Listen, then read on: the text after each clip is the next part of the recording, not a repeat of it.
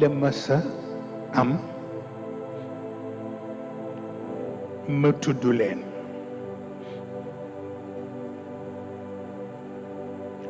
Serigne Habib Sy nekk Aynu Madi def di sama wëllëre bu amul morom te ñi ko xam ci kër gi barewul dinañuy faral di échanger lu bari mag moom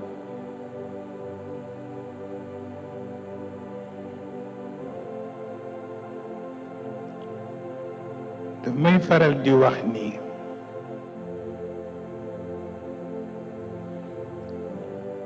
coono bi may daj ci jàng Serigne Cheikh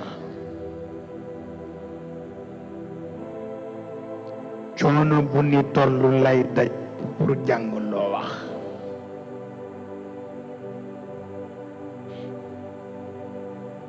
ma ne ko def di mbaaxu mag ñi rekk waaw waaye dañu bàyyente xel ñun ñaar ndax ñaari yëf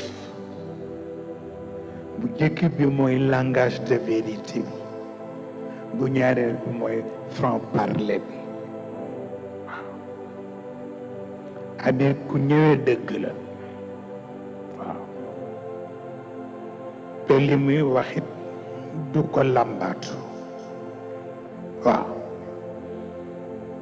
xam na looloo tax yàlla xiir kenn ku ne ci ñun ñaar ca ka ca des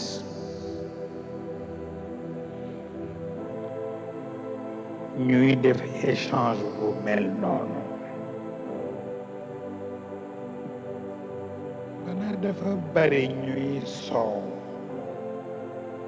naan ñun dañu beru rekk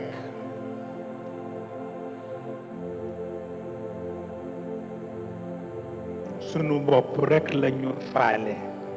te fekk njuumte la waaw Modou Fata Sarr ñëw seet si ma Oustaz Cheikh mi moo ko indi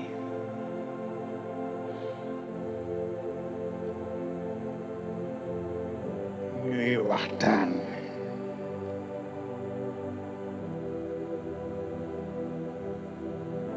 ma ne ko Oustaz Modou Fata mu ne ma ne ko est-ce que xam nga leen mu ne ma ne ko ku naw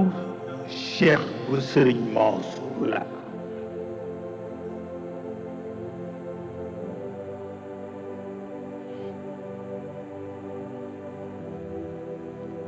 ma ne ko ñaar moo tax ma naw ko bu jëkki bi mooy nit ko teey la bu ñaareel bi mooy xumb yi doomu sëriñ yi di bëgg gis naa ni bëggu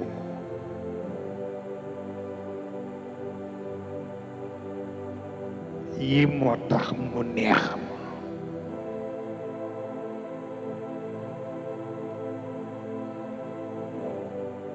mu ni ma jar na mu xam ko nag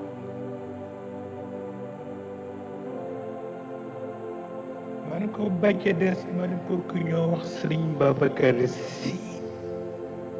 Abdou ngi ñu gën ko miin ci Njool Fuuta waaw ma ni ko ku ma neex la ndax moom it langage de vérité ak franc parler bi ci des mooy ci wàllu jon ku simple la waaw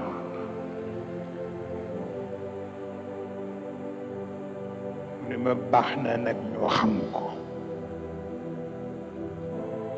pour wax la nit ñee xamul lu xew rek mais liy dox a ngi dox ma toog fan yi Xalifa Sarr bi